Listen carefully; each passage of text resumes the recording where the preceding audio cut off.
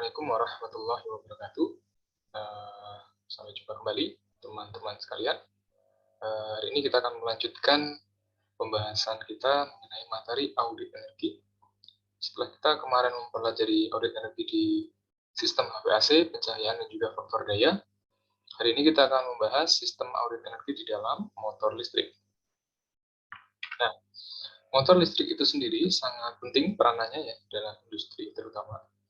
Karena hampir sebagian besar beban yang ada di dalam industri itu merupakan motor listrik, khususnya adalah motor listrik induksi, baik 3 fasa maupun 1 fasa.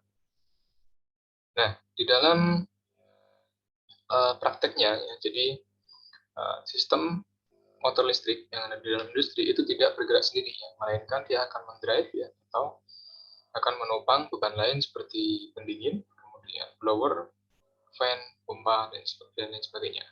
Sehingga peranan motor listrik ini akan sangat penting ya, mengingat menunjang berbagai perangkat yang lain. Nah, kenapa audit di motor listrik ini penting? Karena motor listrik akan mengambil ya, atau akan memakan daya reaktif jika nilai efisiensi maupun faktor dayanya rendah, sehingga akan mengurangi efisiensi dan juga akan mempertinggi tingkat cost atau biaya penggunaan energi daripada motor itu sendiri.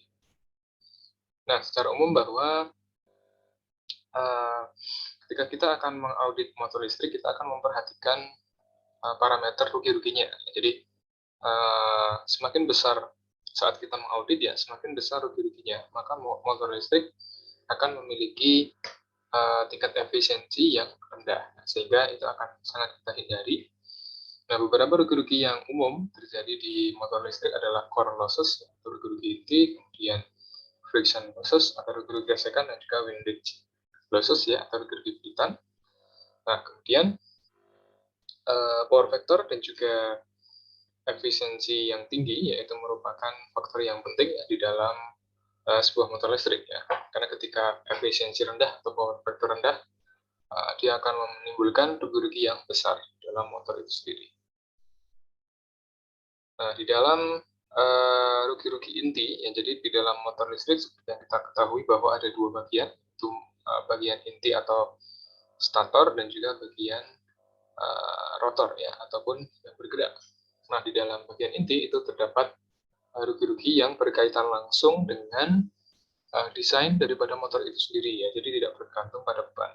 Nah, bagaimana desain inti besinya ya, bagaimana belitanya dan sebagainya, itu akan mempengaruhi rugi-rugi daripada inti motor itu sendiri. Nah, sedangkan rugi-rugi tembaga ya, di sini juga dia akan berpengaruh ya terhadap beban ya. Jadi semakin beban yang diaplikasikan semakin tinggi ya, maka rugi-rugi tembaganya akan tinggi juga sebanding dengan I kuadrat R ya, di mana I adalah arus yang berada di depan beban, kemudian R adalah hambatan yang ada di dalam tembaga itu sendiri. Nah, di dalam rugi-rugi inti ya, itu ada rugi-rugi yang dinamakan sebagai arus eddy, dan yang kedua adalah rugi-rugi histeresis ya. Ini akan saya coba jelaskan secara singkat ya. Jadi rugi-rugi arus eddy itu adalah rugi yang ada di dalam inti besi ya, terjadi bila ada medan magnet yang akan menembus medan konduktor. Itu adalah rugi-rugi induksi, rugi-rugi arus eddy ya. Jadi ketika arus eddy ini sangat berpengaruh terhadap desain daripada motor itu sendiri ya. Kemudian bagaimana cara mengatasinya ya. Jadi untuk mengatasinya adalah salah satunya adalah dengan memberikan laminasi ya. Jadi inti besi daripada motor itu sendiri kita buat berlapis-lapis ya, kemudian lapis yang tipis-tipis kemudian dijadikan satu, lalu diberi laminasi ya di antara inti besi itu sendiri, sehingga akan mengurangi ya atau meminimalisir arus eddy.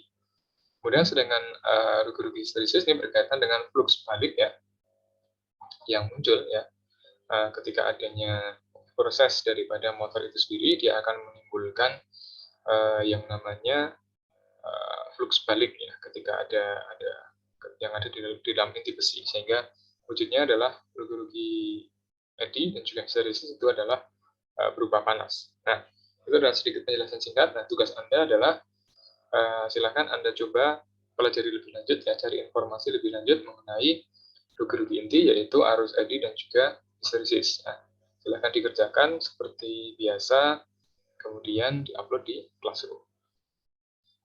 Oke, kita lanjutkan dulu. Nah, ini adalah diagram flow daripada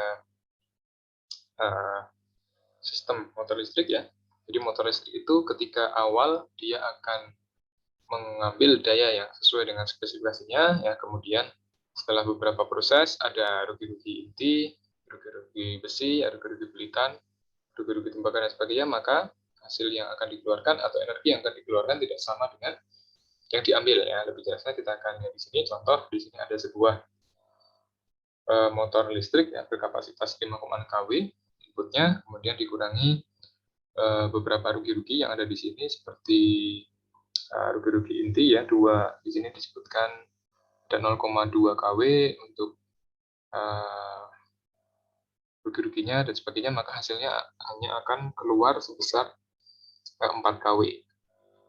Nah, 4 kW ini kalau kita presentasikan terhadap energi inputnya, daya inputnya adalah 71%. Ya, jadi sehingga efisiensinya bisa dikatakan masih rendah ya, karena ada beberapa rugi-rugi tadi. Nah, tugas Anda sebagai auditor energi adalah meningkatkan efisiensi. Nah, bagaimana mengatur desain daripada motor itu sendiri, ya, kemudian pembebanan dan sebagainya, sehingga efisiensinya akan lebih tinggi.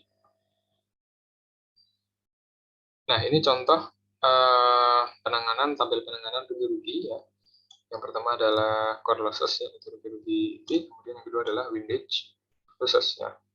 Nah, di sini untuk rugi-rugi inti ini berkisar antara 15 sampai dengan sekitar 15% ya.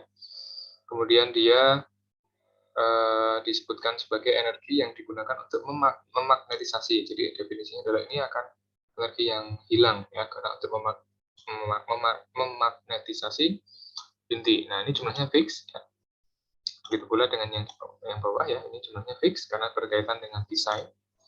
Kemudian salah solusinya adalah dengan membuat laminasi ya. Yaitu dengan membuat inti besi menjadi beberapa lapisan-lapisan yang tipis, kemudian disusun menjadi satu, dia akan mengurangi arus eddy ya, kemudian dilaminasi, kemudian disusun ulang. Nah, kemudian kalau yang di bawah dengan mengurangi gesekan. Ya, ini salah satu contoh untuk sebagai Anda sebagai auditor energi ketika ingin meningkatkan efisiensi motor listrik ini adalah salah satu solusinya.